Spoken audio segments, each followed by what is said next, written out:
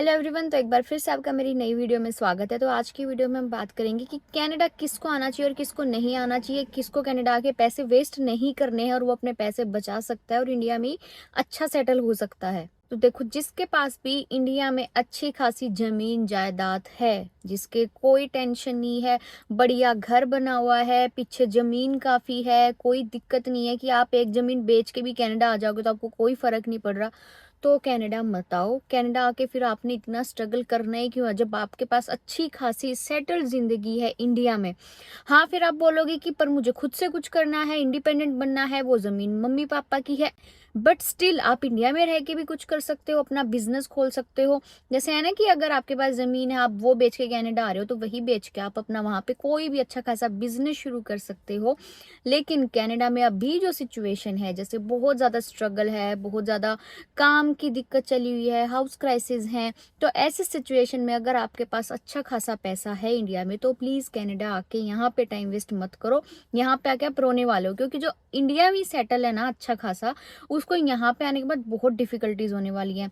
Mummy नहीं होगी, सारा काम आपको खुद करना पड़ेगा, और वहां रह के जब आपने कुछ काम ऐसा नहीं किया मेहनत वाला, यहाँ पे आके एकदम से आपके सर पे पड़ जाएगा कि ये भी वो भी, तो आप इतने ज्यादा फ्रस्ट्रेट हो जाओगे कि आप वापस भागोगे, तो आपके जो 20-25 लाख रुपए वो वेस्ट हो जाएंगे। उसके बाद सेकंड केस आता है कि जिसकी सैलरी 1 लाख 1.5-2 लाख के आसपास है, मतलब अगर उसका खर्चा लगा लो 50-60 हजार में निपट जाता है, मतलब घर का या वैसे जो भी चीजें, और अगर उसके पास सेविंग में है 60-70 हजार रुपया, 50 हजार भी आप लगा लो, कनाडा मत आओ, इंडिया बेस्ट है।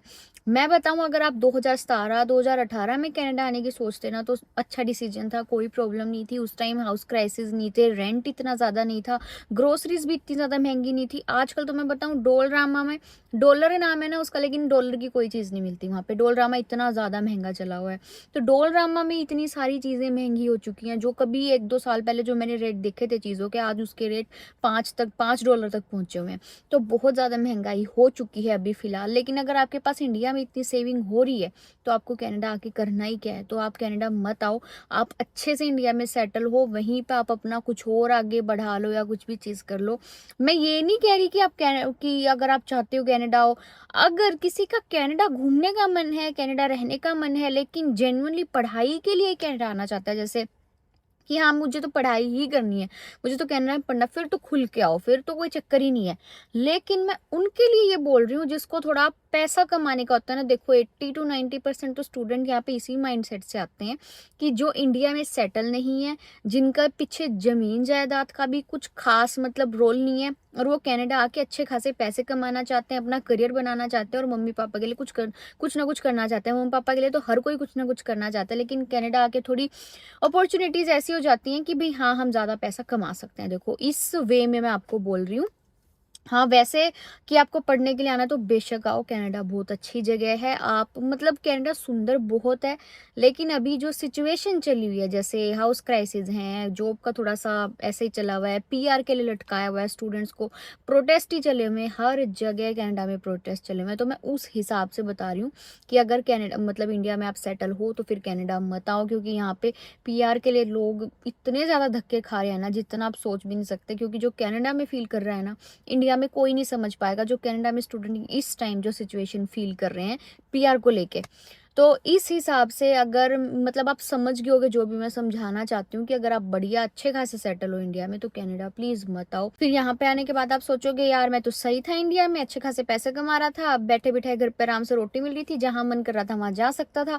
यहाँ पे आने के बाद तो लाइफ ही खराब होगी, ये हो गया वो हो गया। लाइफ खराब कुछ नहीं होने वाली, लेकिन थोड़ी सी स्ट्रेसफुल लाइफ है, आपको खुद से सारे काम करने पड़ते हैं, खर्चा बढ़ जाएगा आपका, जो आपका इंडिया में खर्चा था उसके मुकाबले यहाँ पे काफी खर्चा बढ़ जाएगा, आपको रेंट पे करना पड़ेगा, फिर आपको खुद से घर का सामान खरीद के लेके आना, मतलब खर्चे थोड़े से ज्यादा हो जाएंगे इंडिया के हिसाब से। लेकिन अगर कोई ऐसा है जिसको बहुत ज्यादा आलस है, उसका वो ना इंडिया में काम कर रहा है, ना वहां पे कुछ करने की सोच रहा है, और आप चाहते हो कि कनाडा जाए, तो फिर आप कनाडा आ जाओ। तो यहाँ पे कनाडा ना अच्छे अच्छे को सुधार देता है, क्योंकि उसको खुद से फीस करनी पड़ती है इकट्ठी, उसको खुद से सारा काम करना पड़ता है, काम करने के लिए बाहर भी जाना पड़ता है, घर आगे अपनी रोटी सब्जी भी बनानी पड़ती है, कपड़े खुद से धोने पड़ते हैं, किचन का काम खुद से करना पड़ता है, हर एक चीज खुद करनी पड़ती है। तो यहाँ पे वो होता है जैसे टेढ़े से टेढ़ा आदमी भी सीधा हो जाता है कनाडा आके।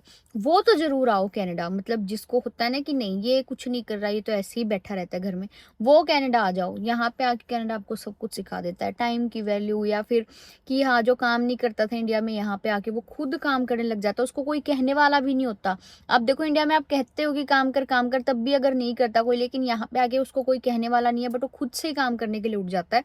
उसके लिए बेस्ट डिसीजन है कनाडा आने के लिए। तो आई होप कि जो मैं कहना चाहती हूँ आपको समझ आया होगा। कोई अपने दिल पे बात मत लेना, सिर्फ उनके लिए ऐसे बोल रही हूँ कि जो अच्छे खासे सेटल हैं, जिनका अच्छा खासा बिजनेस चल रहा है, अच्छी खासी जॉब है, ठीक सेविंग भी है, खर्चा बढ़िया निकल रहा है, तो फिर कनाडा आके थोड़े से परेशान ही हो जाओगे आप, क्योंकि आपकी लाइफ वहाँ पे स्मूथ चल रही है, लेकिन वही आप यहाँ पे आओगे तो आपकी लाइफ एकदम से ऐसे ऐसे ऐसे हो जाएगी।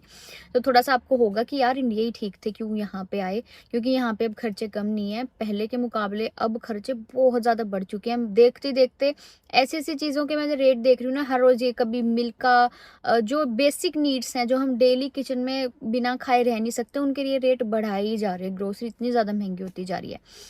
तो बस इस हिसाब से मेरे को भी गुस्सा चढ़ता है कि यार 2 साल पहले इसका इतना रेट था और आज देखो कितना रेट है। ये तो बेसिक नीड है, इसके ऊपर क्यों इतना पैसा खर्च कर रहे हैं। तो बस यही चीज़ें हैं।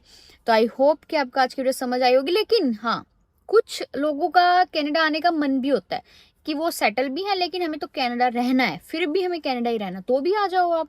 जैसे मुझे था मुझे था कि मुझे तो कनाडा ही रहना है, मुझे कनाडा जाना है। मेरे माइंड में ना पहले ही था सेट, क्योंकि बहुत सालों से मैं पहले भी जाना चाहती थी, लेकिन फिर थोड़ा सा हो गया कि नहीं अभी नहीं जाना, अभी क्या करना है, अभी तो एज भी कम है, मैं वहाँ क्या करूँगी, ये वो। तो बट जब टाइम आया कि ना यार मुझे तो कनाडा जाना है, तो फिर मैं कनाडा भी आई। तो ये नहीं है कि मैं इंडिया में काम नहीं कर सकती थी, मैं इंडिया में भी काम कर सकती थी, लेकिन मेरा कनाडा आने का मन था कि मुझे तो कनाडा ही जाना है। तो ये चीज़ थी, तो फिर मेरे को कनाडा आने का मैंने डिसीजन लिया। तो ये चीज़ें होती हैं, किसी किसी का मन भी होता है, हाँ वो वहाँ सेटल भी है या फिर वो वहाँ काम भी कर सकता है, लेकिन जाना उसको कनाडा, ये भी मुझे तो कनाडा रहना है, वहाँ की लाइफ जीनी है। तो वो आपका फैसला है, तो भी आप कनाडा आ सकते हो। तो आई होप कि आपको वीडियो अच्छी लगी होगी। फिर मिलते हैं नेक्स्ट वीडियो में किसी और टॉपिक के साथ। तब तक के लिए अपना ध्यान रखो, खुश रहो, बाय।